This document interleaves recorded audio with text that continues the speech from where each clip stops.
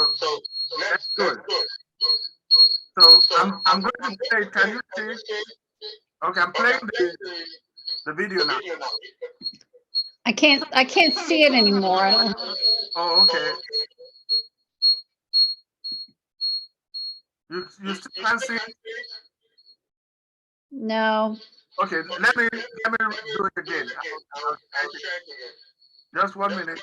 Okay. Okay. All right. All right.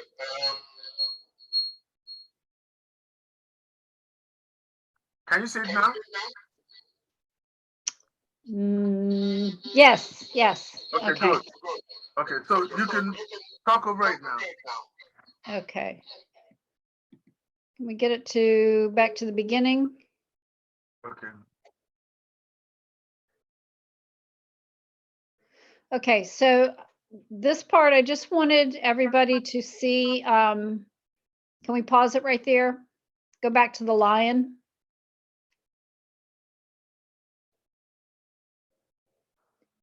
Okay.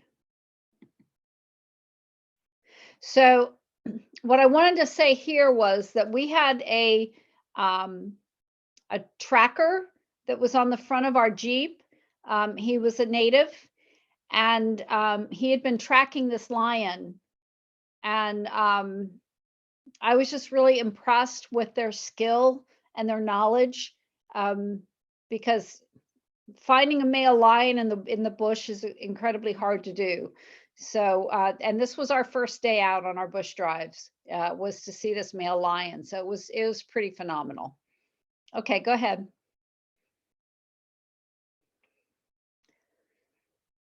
Those are Cape buffalo, and they're the most dangerous animals in the bush.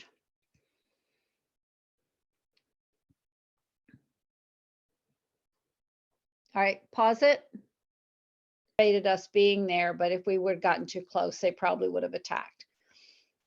Okay.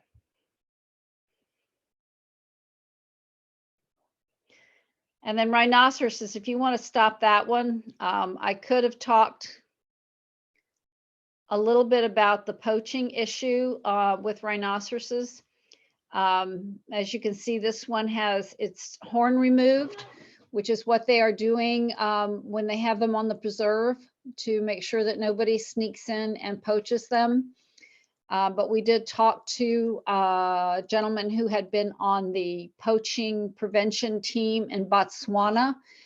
And I don't know whether your students were aware, or even if you were aware, that Botswana had introduced a shoot to kill policy in their country, and it had actually worked. All of the poaching stopped because people knew if they went in there and poached, they would be shot and killed. But then the Western world decided to get involved and put pressure on Botswana that they didn't think that was right. And so Botswana stopped that policy, and immediately the poaching went back up. Of course, I guess everybody knows that they're poaching because some Asian countries feel like the horn of the rhinoceros has almost magical healing and aphrodisiac qualities, which is total bunk. But what they have done now in Botswana, you will not see any rhinoceroses in the wild. They have gathered them all up and put them into protective preserves. The only reason we saw these was because it was on a preserve, and there is a preserve in Victoria Falls that you can go and visit and see rhinoceroses. But other than that, you can't see them in the wild anymore.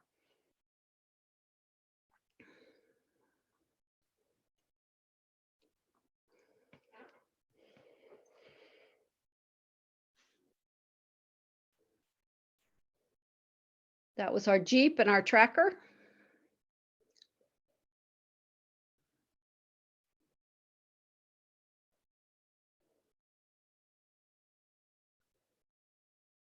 Some guys just making a buck.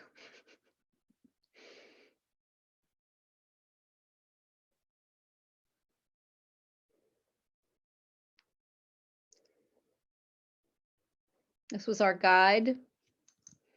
Very knowledgeable.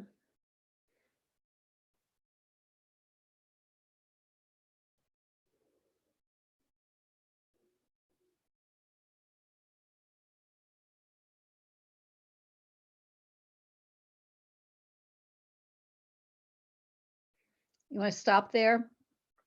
We did go to this village in Zimbabwe. This is the one that I mentioned that Grand Circle of Overseas Adventure Travel sponsors them and help them dig a well so that they have running water. This is their outdoor kitchen, and you'll see a picture of me. They were actually stripping the strings out of the leaves and stems from the pumpkin plants. And they cook the pumpkin plant leaves and eat them, and they're actually quite tasty. And if you just run through the slides, you're going to see more things that went on in the village. That's me cleaning pumpkin leaves. This is a lady's inside kitchen. This is me eating mopani worms.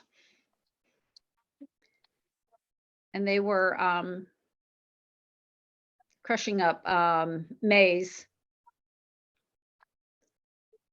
I love the little guy that was 18 months old and just had the rhythm. He was just a delight. Nobody ever fussed at him. Nobody told him, get out of here, get away. He was just part of the life.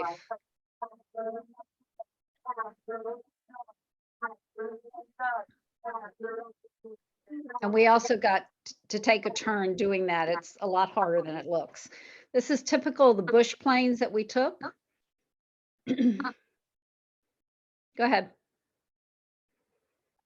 And every time we came to a camp, we were greeted like this. Every time we left, we were sent away with song.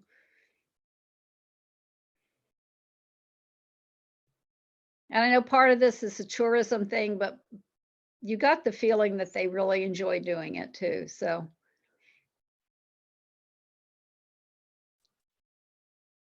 I did not run into one grumpy staff member in all the bush camps. There were grumpy people in Cape Town, but not in the bush camps. This is Lafuka River Camp. This is a sausage tree.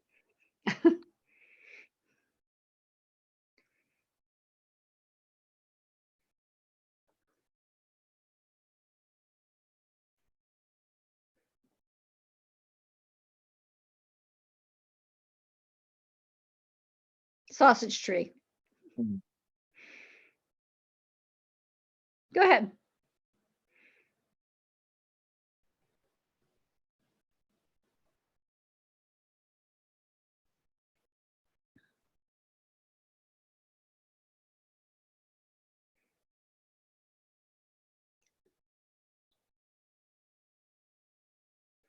This was a bull. You can stop this if you want.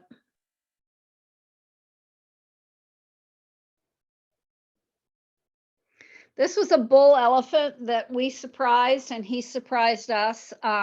He did a mock charge at our Jeep. He was not happy that we were there. He did eventually back off and go his way, but it was a little scary. It was probably the only time I was scared in the bush, as he was a big fella.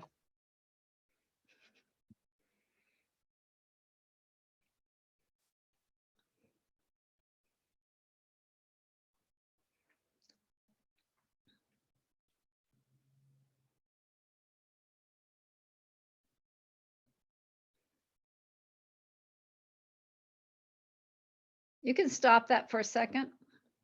These are cheetahs that we actually came across in the wild as we were heading home for the evening. It was sort of a rare find. Go ahead.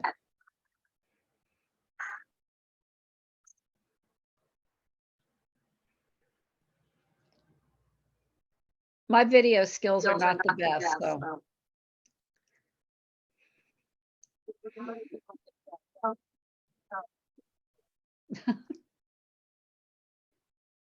She was making peanut butter.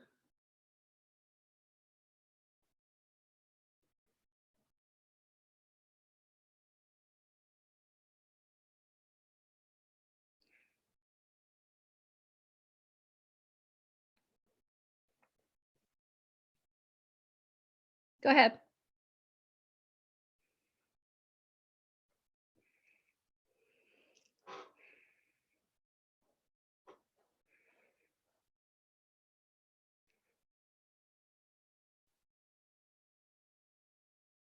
Those were some ladies from the local village who were making baskets. Most of us bought stuff from them.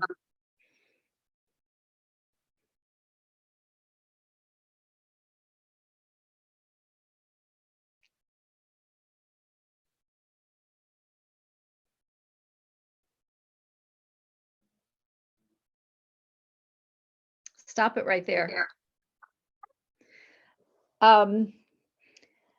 This leopard, this was an interesting find. It just goes to show how incredibly skilled the people who are driving are.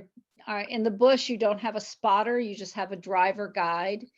And we were driving along this embankment of stone, and all of a sudden he stopped and backed up, and all he saw was the leopard's ears sticking out from behind a rock, and realized that it didn't belong to the rock formation. So he backed up and found us a leopard, and they're very difficult to find in the bush.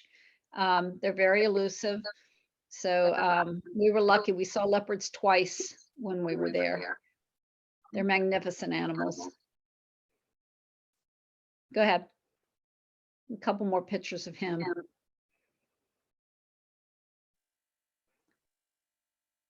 And you don't need to pause this. I just want to say we saw lots of lions. One pride that we saw, we counted 17 in the pride. Hmm. Go ahead. The sunsets and sunrises were magnificent.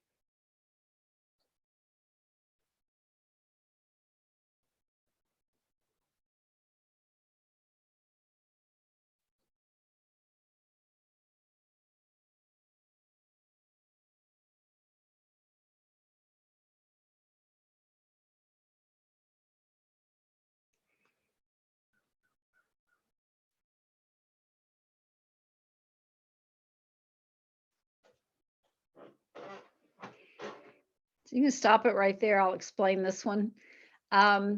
Because of the British influence for having sundowners every evening before dinner when we were out in the bush, they usually just had a cooler, but this particular night they took us to this place. It was a big salt flat, and from the lodge they had brought all this stuff out and made it just really fancy and regal for us to have our sundowners out on that salt flat. It was fun. Very gracious people. That's actually a sunrise. Go ahead. Good. Okay, you can stop this. I'll explain this.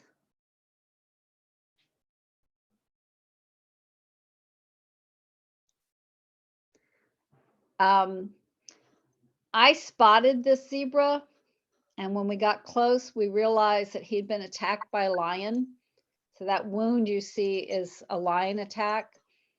I asked the driver if he thought it would survive, and he said it all depended on whether the lions were following him and how fast he could keep moving. But he looked okay. He was moving okay, but again, that's life in the wild. Hmm.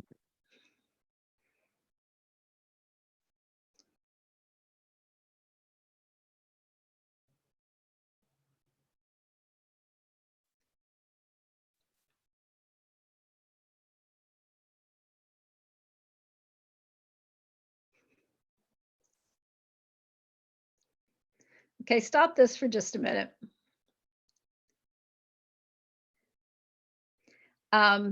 This was a juvenile elephant that we came across. He was with his mother, and he was really trying to pretend he was a big guy. And he came straight at our Jeep, flapping his ears. There's 2 more pictures of him. He was flapping his ears. He was trumpeting, acting like he wanted to attack us. And then at the end, you'll see where he just stopped and posed like he was posing for a photograph. It was quite humorous. But go ahead and show the rest of them.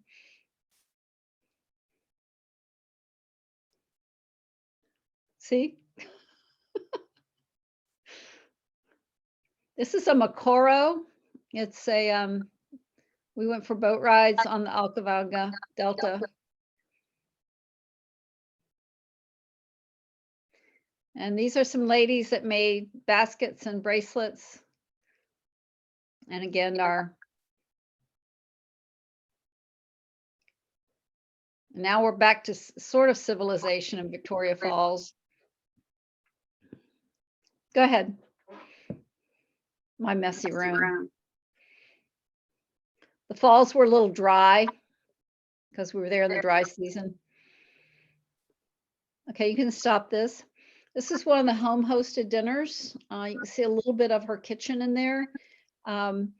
What she was fixing there is a little tiny itsy bitsy fish about the size of a minnow called a calente. I actually did the cooking, but I can't find the picture. We sauteed them and they get real crispy, and you just sort of pick them up and eat them like you would peanuts. They're pretty tasty, actually. Very nice family.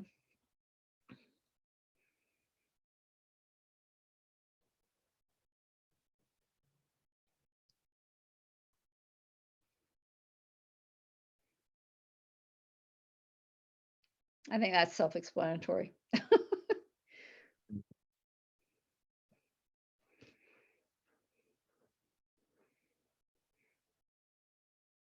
This was our last night. You don't need to stop it here. This was our last night in Victoria Falls, and last night together as a whole group. And we did a river cruise and then came back to shore and had dinner.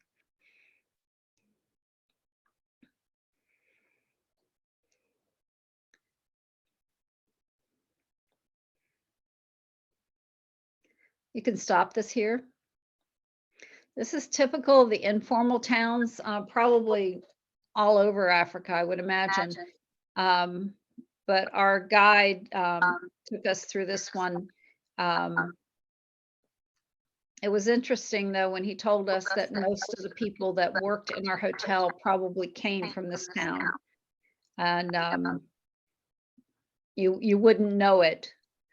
Some of them were, like I said earlier, were college graduates and just couldn't find other jobs. So, but all that electrical wiring that you see there, most of it is illegally wired. So you can imagine the fire hazard. And thousands of people live like that.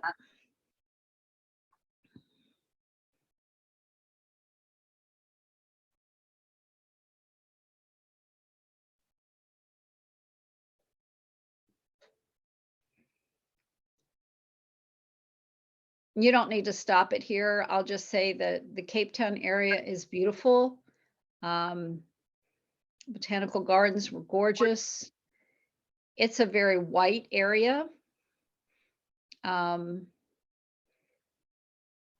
We did go to a place called Simonstown, which the British government came through, I don't remember the year, and relocated all of the blacks and coloreds who were living there and moved them into informal towns and townships so that they could have the property because it was all waterfront.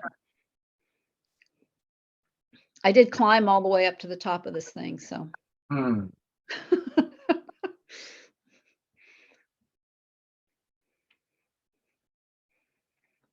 can stop this for a minute. I'll explain about the penguins.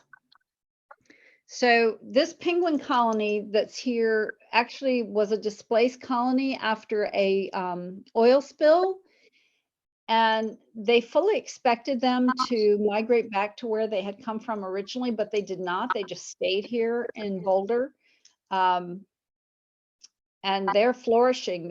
You'll see there are probably hundreds of them. They are called African penguins, but they used to be called jackass penguins because they bray like a donkey. And on one of the videos I have, you can see a couple of the males they're just going crazy with this braying thing, and it's part of their mating ritual. So it's funny to watch. They make me laugh every time I watch them. So.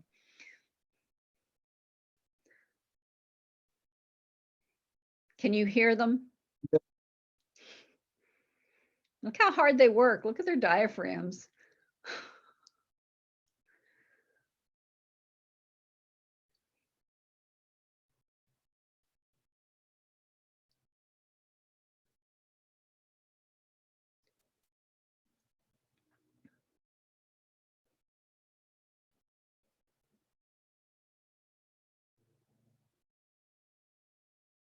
Again, my video skills lack a great deal.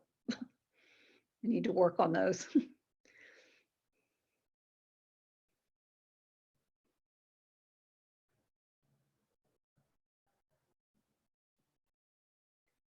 And then we did go to wineries. This was a touristy thing. It was fun. It was tasty.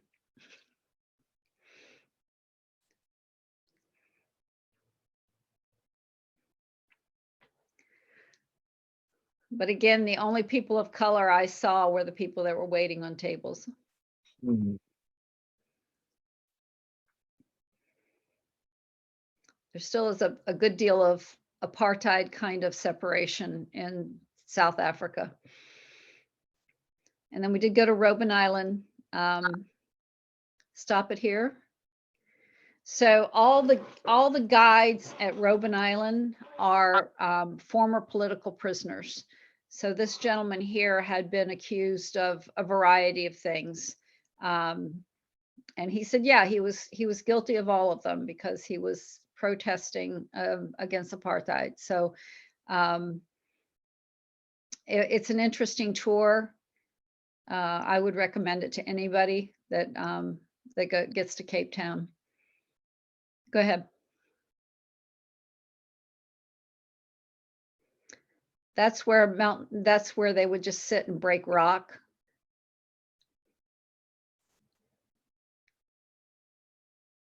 And that other thing that you saw on the floor there, and there's one here too, is that's what they had to sleep on. And that's where Nelson Mandela was for 17 years, wrote part of, what's the name of the book? Long Road to Freedom. In this cell, and also in the workyard at Robben Island. Okay, that's it. Well,